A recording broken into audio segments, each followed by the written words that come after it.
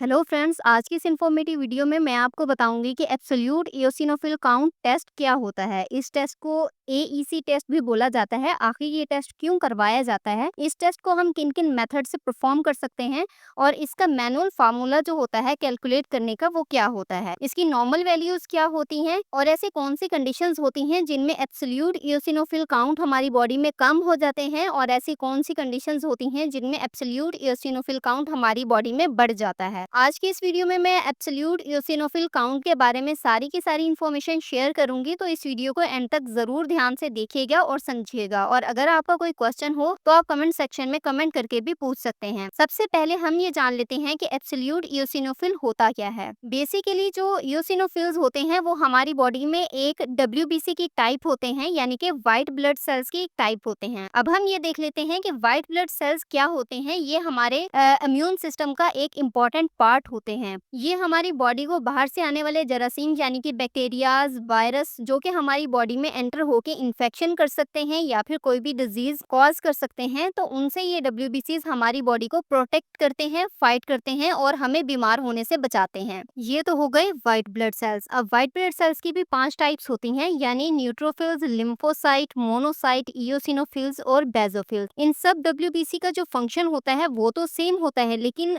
Mode of action जो होता है वो जरा डिफरेंट होता है। यानी कि ये सब के सब बाहर से आने वाले बैक्टीरियाज, वायरस के साथ लड़ाई करके हमारी बॉडी को बीमारियों से बचाए रखते हैं।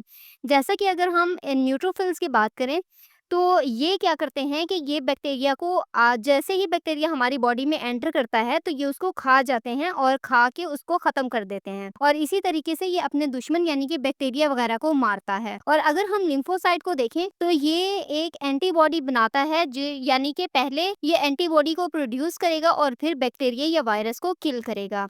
सेम इसी तरह अगर हम इओसिनोफिल की बात करें तो इओसिनोफिल जो होते हैं वो हमारी बॉडी में जैसे ही कोई पैरासाइट या फिर एलर्जिक सब्सटेंस वगैरह कोई एंटर करता है तो ये इओसिनोफिल एक एंजाइम को रिलीज करते हैं और इससे ये पैरासाइट को किल कर देगा। तो इसी तरह ये जो सारे डब्ल्यूबीसीज होते हैं तो इनका रोल तो सेम होता है लेकिन मोड ऑफ एक्शन अलग अलग होता है।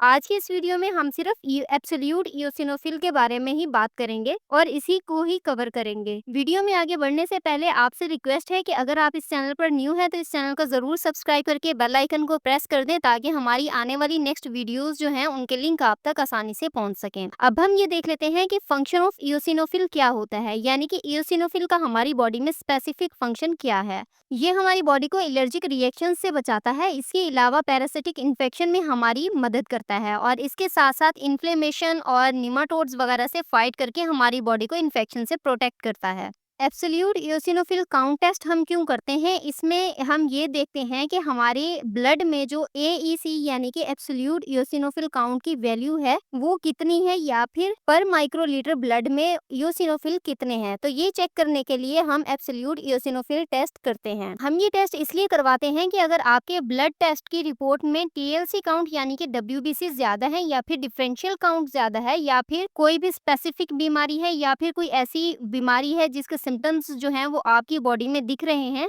तब ये टेस्ट करवाया जाता है। जैसा कि कैंसर हो गया या फिर कोई एलर्जिक रिएक्शन वगैरह हो गया, एक्यूट हाइपर इओसिनोफिलिक सिंड्रोम हो गया, और इसके अलावा एडिसन की एक डिजीज होती है, उस केस में भी ये एब्सोल्यूट इओसिनोफिल काउंट टेस्ट करवाया जाता है।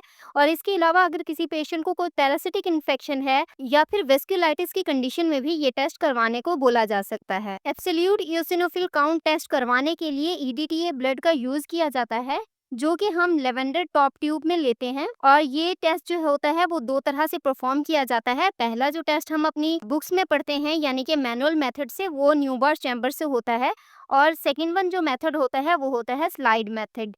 तो आज की इस वीडियो में मैं आपको बताऊंगी कि हम स्लाइड मेथड से किस तरह से एब्सोल्यूट इओसिनोफिल काउंट कर सकते हैं, तो ये मैं आज आपको सिखाऊंगी। इस टेस्ट के लिए सबसे पहले हमें हिमाटोलॉजी एनालाइजर की जरूरत होती है, जिससे हम डब्ल्यूबीसी काउंट और इसके साथ साथ परसेंटेज में इओसिनोफिल काउंट ले लेंगे। इन दोनों की वैल्यूज हमें इजीली सीबीसी की रिपोर्ट में मिल सकती हैं। हमारे पास सीबीसी एनालाइजर जो होते हैं वो 2 तरह के होते हैं। एक तो होता है 5 पार्ट जिसमें न्यूट्रोफिल्स और लिम्फोसाइट, मोनोसाइट, इयोसिनोफिल्स और इसके साथ साथ बेसोफिल्स अलग अलग परसेंटेज में निकाल के ये देता है। लेकिन जो 3 पार्ट एनालाइजर होता है वो आप देख सकते हैं कि न्यूट्रोफिल्स और लिम्फोसाइट को तो परसेंटेज में देता ही है, लेकिन इयोसिनोफिल, मोनोसाइट और बेसोफिल्स को वो मिक्स सेल में दिखा देता है। तो इसमें हम ऐसा करेंगे कि स्लाइड को प्रिपेयर करेंगे। स्लाइड को प्रिपेयर कैसे करते हैं, स्टेनिंग कैसे करते हैं और फिर सेल को काउंट कैसे किया जाता है, तो ये सब मैंने एक वीडियो में पहले से बता रखा है। आप ये वीडियो देखने के बाद इस वीडियो को वॉच कर सकते हैं, जिसका लिंक मैं डिस्क्रिप्शन में भी ऐड कर दूंगी। तो इस तरह से हमारे पास इयोसिनोफिल का परसेंटेज में काउंट आ जाएगा। तो अब हमारे पास एब्सोल्यूट इयोसिनोफिल काउंट को कैलकुलेट करने के लिए एक फार्मूला होता है। फार्मूला जो होता है वो ये होता है, AEC यानी कि absolute eosinophil count is equal to WBC count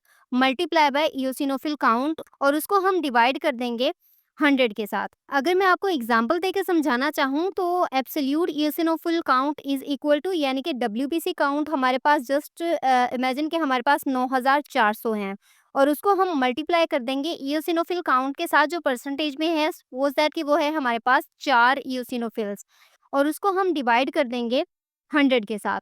तो ये हमारे पास जो इसकी वैल्यूज निकल के आएंगी यानी कि 376। तो ये 376 सेल्स पर माइक्रोलीटर ब्लड जो है, ये हमारे पास एब्सोल्यूट इयोसिनोफिल काउंट की वैल्यूज होंगी। तो इस फार्मूला से हम एब्सोल्यूट इयोसिनोफिल काउंट की वैल्यू जो है वो निकाल सकते हैं। एब्सोल्यूट इयोसिनोफिल काउंट की नॉर्मल वैल्यूज जो होती हैं वो 45 से 450 सेल्स पर माइक्रोलीटर ऑफ ब्लड होती है। अगर एब्सोल्यूट इयोसिनोफिल काउंट जो होता है वो 45 सेल्स पर माइक्रोलीटर ऑफ ब्लड से कम होती है, तो इस कंडीशन को हम कहते हैं इयोसिनोपीनिया। अब मैं आपको यहाँ पर बताती हूँ कि ऐसी कौन सी कंडीशंस होती हैं कि जिसमें इयोसिनोपीनिया हो सकता है, जैसा कि अल्कोहलिक इंटॉक्सिकेशन हो गया, इसके अलावा कुशिंग सिंड्रोम हो गया। ये एक ऐसी कंडीशन होती है कि इसमें स्टीरॉयड जो होते हैं उनका प्रोडक्शन ज़्यादा स्टार्ट हो जाता है, जैसे कि कॉर्टिसोल वगैरह हो गया। तो इस वजह से इयोसिनोफिल्स जो होते हैं उनका काउंट कम हो जाएगा। अब हम ये देख लेते हैं कि ऐसी कौन सी कंडीशंस हैं कि जिनमें एब्सोल्यूट इयोसिनोफिल काउंट ज़्यादा हो जाते हैं। और अगर इयोसिनोफिल्स की वैल्यूज़ जो हैं वो 500 सेल्स पर माइक्रोलीटर ऑफ ब्लड से ज़्यादा हो जाएं, तो इस कंडीशन को हम इयोसिनोफीलिया कहते हैं। तो इयोसिनोफीलिया किन कंडीशंस में हो सकता है, जैसा कि कोई एलर्जिक डिजीज़ वगैरह हो जाए, जैसा कि हे फीवर हो गया, या फिर कोई पैरासिटिक इन्फेक्शन हो गया, ल्यूकीमिया हो गया, या फिर एस्थमा वगैरह हो गया। तो इन कंडीशन में इयोसिनोफीलिया हो सकता है, यानी कि इयोसिनोफिल्स की जो वैल्यूज हैं वो नॉर्मल से बहुत ज़्यादा हो सकती हैं। नेक्स्ट वीडियोस में मैं आपको बताऊंगी कि एब्सोल्यूट न्यूट्रोफिल काउंट किस तरह से किया जा सकता है, एब्सोल्यूट लिम्फोसाइट काउंट टेस्ट किस तरह से किया जा सकता है, एब्सोल्यूट मोनोसाइट काउंट टेस्ट किस तरह से होता है, और इसके साथ साथ एब्सोल्यूट बेसोफिल काउंट टेस्ट कैसे निकाला जा सकता है।